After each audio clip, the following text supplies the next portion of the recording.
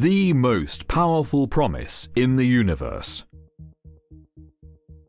Scripture contains a promise that is the most powerful ever given. Sadly, hardly anyone knows about it, even though it is hiding in plain sight. I have a secret I want to share with you. It's not really a secret. The information is out there for anyone willing to dig for it. But the knowledge has been deliberately hidden and lost.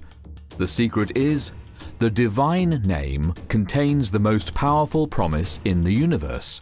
Satan has hidden this promise, obscuring it under the generic titles of Lord and God, titles that apply to heathen deities as well.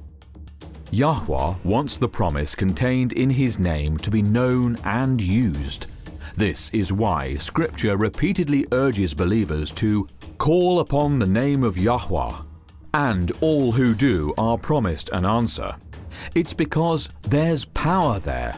A promise designed to fit any and every need that might possibly arise. An unusual name. The Creator is the originating source of all life. His name, while unusual, perfectly describes his status as the Almighty Self-Existent One. His name is a verb of being.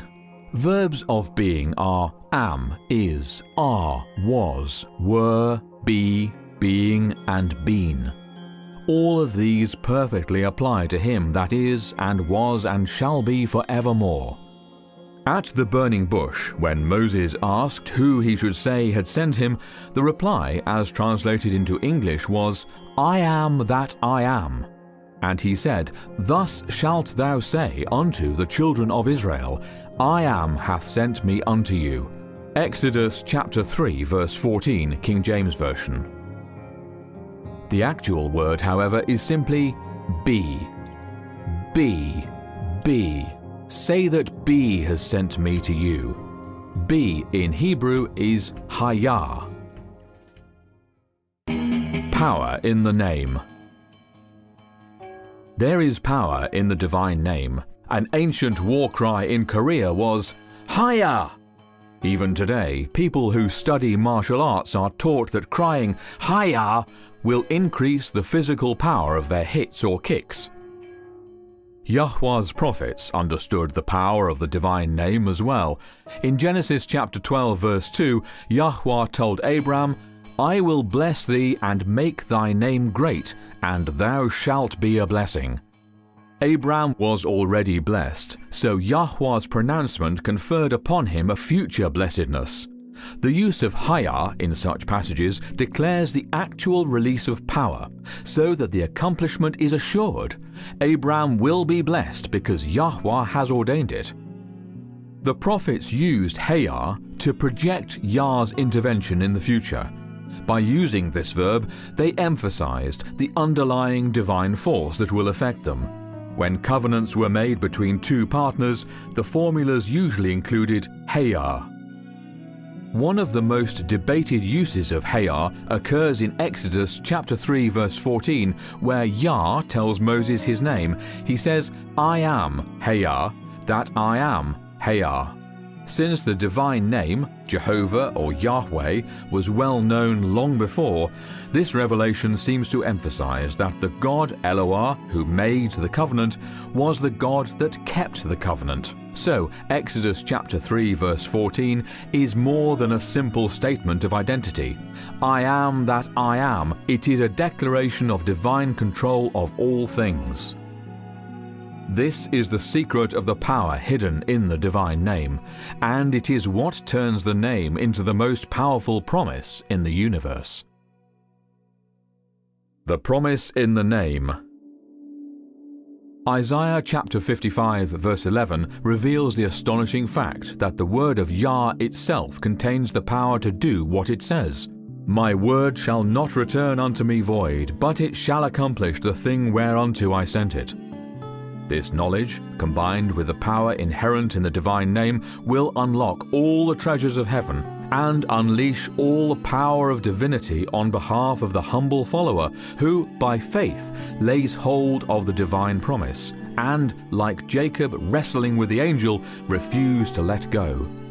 For healing, physical, mental, or emotional, for protection, for forgiveness, cleansing and restoration, for overcoming sin, for literally anything you need.